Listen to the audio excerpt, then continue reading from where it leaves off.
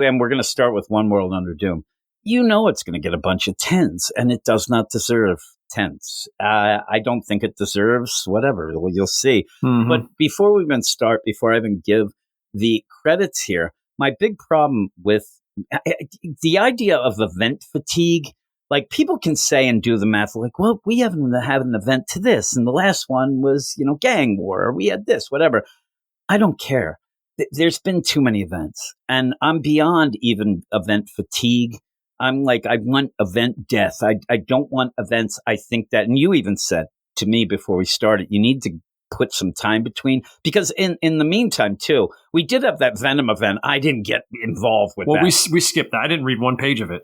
And that's a first for me. I mean, I never. Yeah, and there's been even ones since. But this is a direct continuation of Blood Hunt, which makes it even more annoying, because from the events of Blood Hunt, we get this. It's like, okay, sure, whatever. Yeah. So when you get into this, maybe at some point, especially, I think I say especially Marvel, but DC does the same thing. But maybe they should take a year off from events. The problem is, and it was when Tom Brevoort was talking, when he switched over to be editor for the X books, he ended up, and I said at the time, I give him credit. He was giving the true answer. People said, are we going to, please tell us you're not going to have as many X books as you did in the Krakoa era. He said, nope, exact same. He said exact same, because that's what the bean counters demand. Mm-hmm. So, you sit there and say, okay, well, thanks for the honest answer. Then you think about the answer. You're like, really? Because that sucks. The idea where you're going to push things that you don't even have anything good going on, you're going to push it. Just like I'm sure we have to have an event every 2 months, every 3 months, whether it's a huge thing, crossover, whatever, you have to have something going on. And right now, when people have been discussing the idea of Marvel maybe rebooting, which they don't do, but they could, whatever, I just think that what they should do is you got to get back to the basics. You can't just have events just to have events, and just go back and write the ship all around and make some books and stories that are worth reading. Well, me and you are struggling to even find a book to review, and it's not just because it's bad, it's because they're boring. And I think this is too. If to your point, like I think, or Brevoort even, like if you looked at how many books Marvel comes out per year, it'd be like the same every year. So I don't know, 1,200 books. And the year before, 1,200. The year before, they just keep doing the same thing just to match it. Yep. They need to slash it 75%. Yeah, and start basic, and people invest, everybody put the best creative people on it. Yeah, because and Marvel especially. I mean, DC has the problem as well, but Marvel especially, you just, where do you start if you're going to tell people, hey, you got to read this, you got to read that, whatever? It's impossible. It's a bit of a mess. Yeah. So when you get something like an event like this, then in my mind, you really have to have a reason for it. You really have to have something worth reading. And the first issue, because you're already, for me personally, I'm not talking, anybody else, maybe you, but I have to be like, you got to do more than just say, oh, yeah, that's kind of cool. I mean, I am so now against any sort of events and things like that. And then when you bring up Blood Hunt, which was a dismal failure in my mind, you're going to really have to convince me that I need to read this. And by the end of this, it's a lot of people standing around talking. It's a lot of things that we've kind of like, it's not a wow factor that Doom is Sorcerer Supreme. We've known this, and they kind of sat on it for now a year. Yeah, and we've been dealing with it in Spider-Man too. And we, since Blood Hunt, that's where it happened. So, and he's just been, and they try to explain the deal. Well, he's in Latveria, he put the wall around, he's just doing his thing or whatever. That's not that exciting. And yeah, he ends up where he goes to Spider-Man, which we'll talk later, and makes Spider-Man do the Sorcerer Supreme duties. And Spider-Man's in this, doesn't mention it. I thought that should have been mentioned at all. And I don't even know. Or he could be wearing the costume or something. Yeah. Or how about this? What the hell is Doctor Strange doing? Like, he's not the Sorcerer Supreme. He's not really in anything much at all. And he's just kind of zipping around. At one point, astral projection version in the Amazing Spider-Man, because he said he was busy. This week's, he's just there. It's a mess. He's taken a demotion personally, this guy. I don't know. Yeah, it's funny, though. It's like, in this, oh my God, Doom, he's the Sorcerer Supreme. I think there's the one person I talked to first about it. And that would be Stephen Strange. Hey, what is he doing here? Do you recognize that spell? They barely talk to him. He's just kind of hanging. They're more concerned with what Squirrel Girl has to say in this, or Captain Marvel. Why? He's the Sorcerer Supreme. Yeah. And I'll tell you, you go in this. Now I'm mad. The idea when you go into this book, too, you end up having like the bubbles with the people's faces in. These might be the worst drawn figures I've ever seen in my life. Doctor Strange, I don't know where he came. He looks south of the border. I don't know what's going on. I don't want to be hateful or anything. El Doctor Strange. Weird. What's that? El Doctor Strange. That's his name. Yeah. And I love the idea that, like, Nancy Whitehead, right? Everybody's favorite. Yeah, everybody loves her. She's so whatever. She's not even in the full frame. Like, she's what? You couldn't get that snapshot quick enough? Oh, yeah. Human Torch looks like he's like I don't even know. He looks like some bald guy. He looks like Xavier. These are bad. Alicia just looks like Alicia. I'm surprised she's not facing the other way. She's blind. There you go. Those are the jokes. I thought that's Alicia. That's not Squirrel Girl. Yeah. Are you sure Squirrel Girl's in this? Yeah, Squirrel Girl's in the bottom. Well, they look the same. Squirrel Girl's there on the bottom. Then you have Alicia. It's like, whatever. She's not on the character page, which is weird, but anyway, I don't know. No, she is. Look at her. She's on the bottom left side. Oh, yeah. Yeah, there she is. And again, I'm sure that a lot of people are like, what the hell Squirrel Girl? Well, Ryan North wrote Squirrel Girl. So there she is. There she is. And Ryan North, a lot of people like the Fantastic Four. It's okay. It's one of the better books. But again, this is the idea of, how low can you go? Anytime you talk about Marvel, in my mind nowadays, you're playing, book limbo, where that's bad, but it's not as bad as that. And it's not as bad as this. And I hate playing that game, but it's at least consistent enough that sometimes it's enjoyable. But those one-shot kind of feel to it, it makes it like it doesn't have any weight to me, and I don't really follow it all the time. But when you get into this, like this is supposed to be a serious event, and he starts, joking it up and whatever. Ryan North's writing.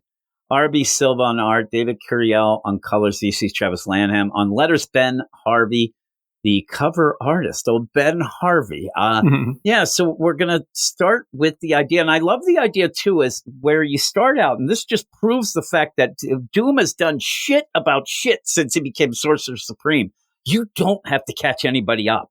All you say is, he's Sorcerer Supreme. Boom. You now know everything that has happened since Blood Hunt with him.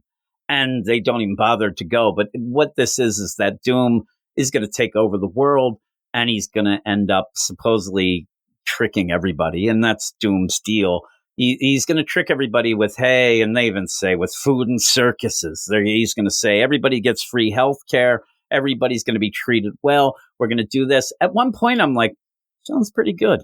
Sounds pretty good, Doom. Yeah. And so the play of this book, and it's that classic story. We've had it with Norman. Oh, Norman wants to be better. I still think he's goblins. So you have to sit there and wait for him to mess up, and you wait for this. This is kind of the play here, where Doom says, hey, everybody, I'm taking over. Yeah, I'm the new Sorcerer Supreme, but I'm going to end up, making the world better. No more wars. Give everybody their things. And then you end up having the heroes just, he's got to be lying. He's got to be lying. And one time I want this story to be that he isn't. I want them to let 20 issues where they're like, this jerk off. And then at the end, they're like, oh man, he's got a lot of cookies going. And they look at, because what happens is that the people will believe Doom to make the heroes look like jerks so that they're like, no. And then at the end, Doom will do something ridiculous of a hot mic or something. And then, the heroes are right all along. It's always that sort of thing. I'm sure it's going to be that. Now, if you are wondering, this does tend to go into the politics of the day. It does seem to be playing stuff that's happening here in America. And there's a lot of people out there listening right now that don't give a hoot about that. And I'm saying people from around the world or even here. And that's the other thing that I hope doesn't get too into that, because I like to read comics to escape that. I know that people say, well, Jim, there's always been politics in comics. And I agree. That doesn't mean they're good.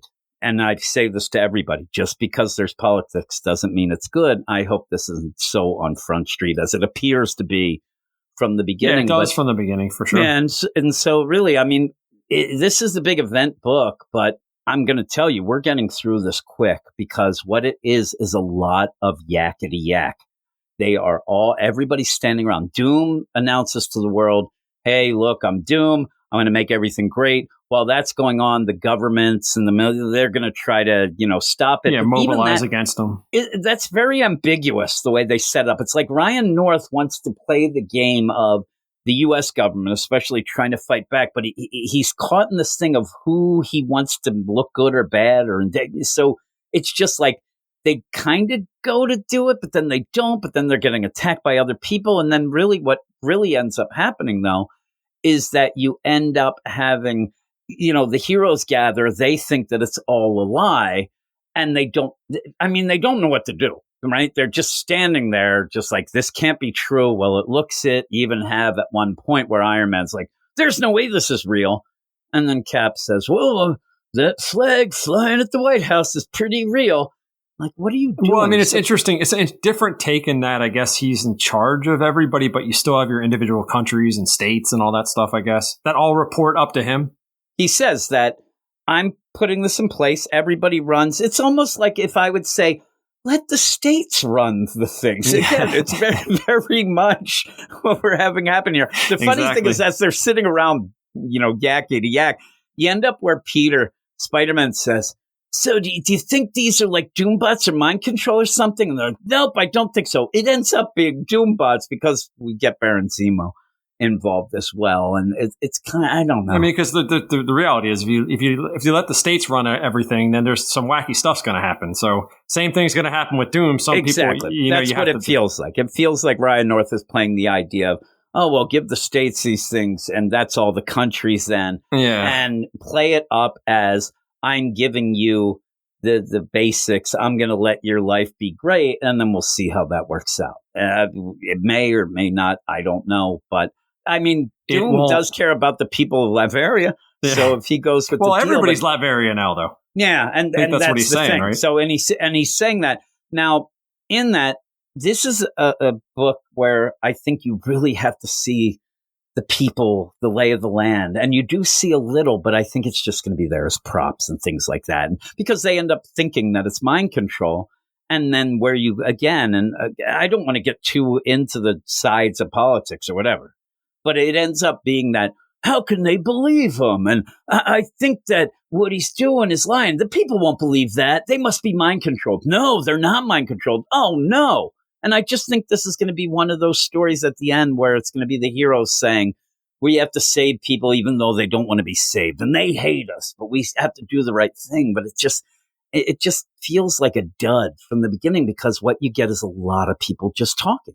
Mm-hmm. I mean, scene after scene of just tons of dialogue, standing around just saying, oh, no. And I mean, they talk a lot because Baron Zemo goes in, and if you don't know, Latveria has a bubble around it, very much like the Maker in the Ultimate deal. Exactly, but he has gone into this bubble in Latveria, and he's been planning stuff or whatnot. Nobody can get in, but Zemo does. Zemo says, hey, I'm going in there. Hydra, we're going to get this done. And goes in, and then 2 seconds later announces to the world, hey, it's me, Zemo, again. This Doom guy is pretty cool. We're going to join really up with him. Yeah, we're gonna do that. Hey, anybody love Lady Di, the People's Princess? We're gonna end up. We're gonna get landmines out of here like she is. We're gonna do all that. And that, again, that's the thing where I think that what Ryan North wants to play by the end of at least this issue is Doom is kind of right. The idea is like, I'm getting these real pieces of crap to do good things. Yeah, I'm duping them because he killed Zemo. Mm-hmm. And it's a Doombot. But he is getting a really bad organization to do good things, kind of showing that they'll do whatever. Like, if you tell them to get landmines, they'll do that. If you tell them to kill the Avengers, they'll try to do that. Yeah, they're like drones. Yeah, that's whatever you need them to do. Mindless, drones, that they'll do whatever Zemo says. But now Zemo's dead, so now they're pissed off. But in the meantime, again, they have to go to Latveria. They're like, we're going to go to Latveria. So Sue ends up making a Wonder Woman jet? Yeah, Wonder Woman, a jet airliner. The song. Steve Miller. Little Steve Miller band. But she's doing it out of, force fields, and Spider-Man has an floating issue. There? I don't know. And this is Spidey has a good point. And even then, you have Johnny's like, yeah, like we don't have any money and whatever. But it's like, really, like this whole thing why are we spending time talking about that? The idea of why didn't she just get a regular plane and put a force shield around it to be invisible? She's making it. What happened if she loses? Is it an actual plane that she's making invisible, or is it a construct? No, completely? He says it's a construct made out of force fields, and he says, why didn't she just get a regular plane? Yeah, really, make it a magic carpet. Yeah. Just go there. That might be appropriation. You might get in trouble, but you end up like, and that would be I meant Steppenwolf as well with that. So you end up at like, why? And this is like a page and a half talking about this. You're at least expecting her to get kind of, oh no, and think, no. And also, is Tony Stark broken this? Because we got to ask Ruben what's going on with that. Yeah, we have to, because they say he isn't, but I thought he was. Nah, yeah, I thought he's got money or something. I don't know what's going on. I don't know. Again, these are things. It's an event. You got to kind of don't sit there in an event and talk about the idea of force shield planes because you don't have money, and Tony Stark could have, but we didn't, and we did that. And why are they flying this plane like 5 feet over the ocean, too, it looks like? And also, they're in it, but they're not invisible until they get to Latveria. There's no reason. Half of these characters fly. Just go. I know Johnny, you want to make them invisible, right? Johnny was saying, like, hey, Spider-Man, I guess you could parachute, but your parachute has holes in it, so good luck with that. Yeah, like, and I wanted Spidey to say, asshole, I got a parachute. Like, I just got a regular parachute. Like, I could still use a regular parachute. Then he's like, yeah, and I could burn off my sweaty armpit bacteria. I'm like, what is this? This is what I'm talking about. If you're going to do an event, you got to do something sweaty big. Armpits are being mentioned in the first issue of a major event. Did you think that this needed some levity? Because I don't even know what the story is yet. So they end up going, and it's Black Widow's there before, but they can't break through the force shield. Thor's going to bang on them with a hammer. I want him to say hammer time. And then in the meantime, they end up, they do blast in, and they're able to find out that Zemo's a Doombot. I love the optics where they're like, hey, patch me in. It's Iron Man. I want to talk to Has Zemo's the head.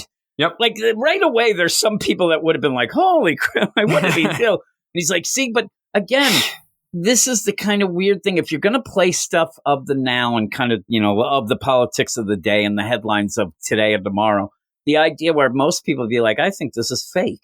I don't think that's even real. That's AI. It just, there's nothing to this in a first issue where, again, I need something to tell me I need to read this. It's not there because all they do then is patch into the world and say, hey, everybody, just for a second, I'm going to tell you that Doom is bullshit. And I'm pretty cool, and Zemo was a robot, and hey, and all it really does is get Hydra to get all pissed off. They're going to fight, and then Doom just stops them. And then at the end, Doom's helping this lady. I mean, there's nothing to this. And then he's riding on a Tyrannosaurus Rex. And then again, it's that Tyrannosaurus Rex and they have the editor's note deal to go with the Fantastic Four deal. But seriously now, I'm not the biggest scholar of Doom, but he looks ridiculous. He looks like a joke in a cloaked up Doombot robot dinosaur. That it even has the scarred cool. up eyes like he does. Yeah, it does not look cool. It looks ridiculous. It looks out of place. He would be made fun of. And there he is because it was in the run. This whole thing is bad. It's really bad. You said to me, like, it just feels like a generic event to me. I don't get. These things used to mean something. When you show up, like, that's the wow moment. And you know what also, too? It's like a robot. Crappy version of Hickman's Secret Wars where Doom was the Emperor and everything, We've seen this before. Yep. And the idea of Sorcerer Supreme, yeah, he made a force shield around that, but it's not really doing anything. And again, they're not even asking Dr. Strange, like, oh, what's the magic? Do you think this is what it is? Yeah, do you have any counter spells or anything? Yeah, he's nothing. They're like, hey, don't ask the former, the has-been. Yeah. Then ask Peter. He might have some things. Oh, Peter's an expert on the magic now. Yeah, he should be. He yells out those spells. Memorized the book. Yep, so, and each person has their little deal. You got Squirrel Girl yelling stuff. It's a nothing. It's a nothing burger, and like as Doom, they say. Doom like does that thing where he talks to everybody over the airwaves, whether it's a radio or it's an old computer monitor or that bull crap. And then the Avengers do the same thing, and it's can't Doom block that? Here's the thing, and Zemo did it. Like and Zemo did it, right? And then at the end, the big play of it, like, oh man, I Zemo might be a Doombot. No. Yes, he is. Like, that's not even clever. I think that Ryan North thinks that's clever because it's clever because you think it is that, but then you're like, no, you wouldn't do that. You went generic dinosaur.